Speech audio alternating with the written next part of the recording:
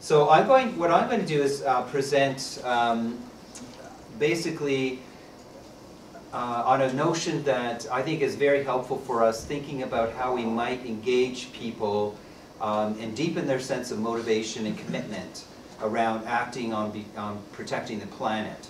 And what I'm going to do is splice in between some comments drawing largely from the Hebrew Bible, a little bit from the Christian New Testament, but also some other comments from, or some other resources that we can use.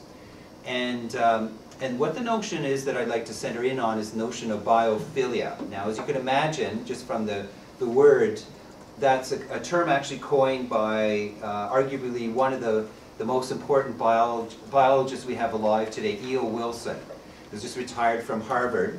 He's the person who really originated the whole notion of biodiversity and has been a tireless champion of conservation and protecting life on the planet. But he has this book that he wrote a number of years ago called Biophilia, and it's based on this notion of bio meaning life and philia, the idea of love. Now in Greek, as you may or may not know, Greek has 4 different words for love. Storge, which refers to family love. Agape, which refers to, it's been taken over by the Christian tradition to refer to God's love for us. Eros, which refers to romantic and sexual love. And philia, which refers to the love between close friends. It's a notion of companionship or kinship. And what E.O. Wilson suggests, I think, in a very interesting way, is that this is an inherent or intrinsic part of being human. That somehow, mysteriously, at the core of who we are as human beings, we have an innate attraction to affiliate with life. Even from when we're very young, we're attracted to life. You think about any of the young children that may have been in your care as a parent or grandparent, and how if there's a little ant or something like that, they're just like riveted to that form of life and much more attracted to life than, say, to machines. As we grow older, this takes on different shapes, and we know that in children's stories they're filled with animals. A lot of our legends and mythology from many cultures throughout history are filled with animals, and that in many ways we become human through our relationship with animals and with nature itself. As adults, it takes the form of many things, everything from gardening to our love of walking in nature, and our knowledge that being close to nature somehow is healing and it's restorative.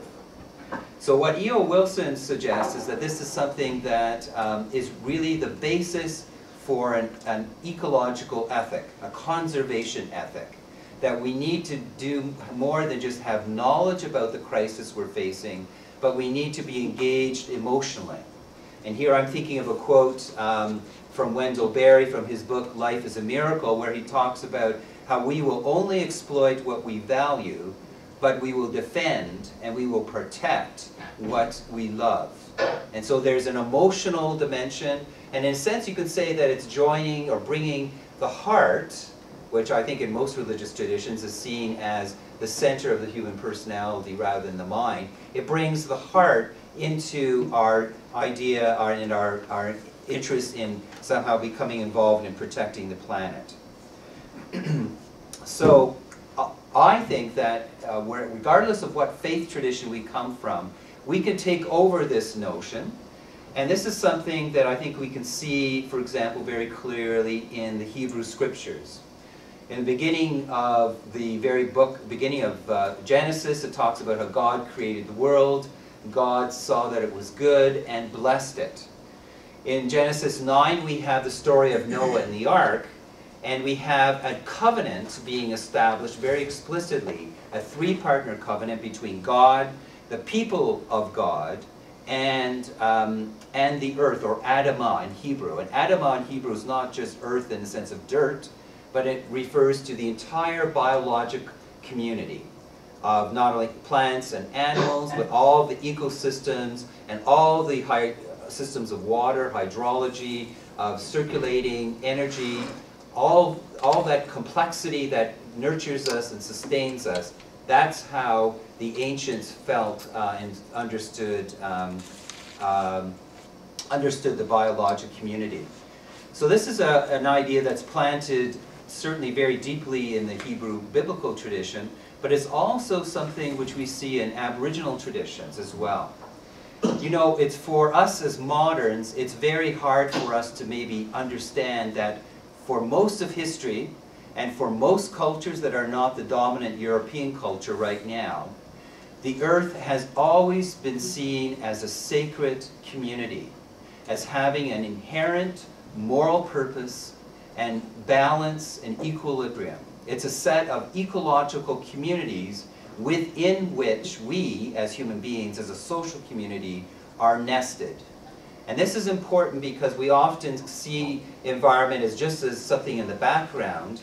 And I think this idea you see certainly in Aboriginal traditions, and it's many of the other world religions, and also certainly obviously in Judaism and Christianity, I think it decenters us from being the only important part of nature, the epicenter of things. So the first set of questions when I'm doing educational workshops is to ask people these couple of questions. And maybe you could be thinking about this, and I'm going to invite you during the break when you're small, not during your break, but during your small group discussions to actually explore these questions with your partner. And the questions are these. First question is, what part of the natural world, whether it's an animal, plant, or ecological feature like the boreal forest in Alberta or something else, do you want to protect the most from climate change and environmental decline? So just think about that for a moment as to what you would choose, what it is that you want to protect the most. And then the follow-up question to that is, and how did that become so important to you?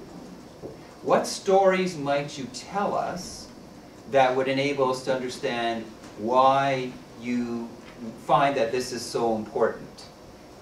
And I think these questions help us to begin to focus not so much on the crisis we're facing, on the negative story, but rather places the foundation of our environmental and social justice work and acting on behalf in terms of climate change. It bases us in our hearts, in our sense of compassion, and what it is we want to protect. And that, I think, is an important foundation with which we can start.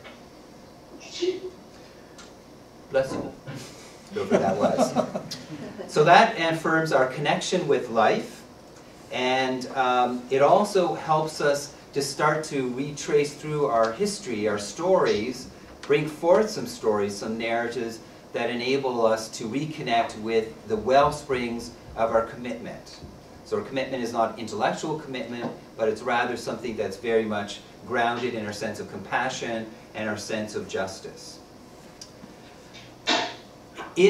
The other piece I want to add here is that this idea of biophilia, I think we could take this over or adapt this as people who are coming from a position of faith.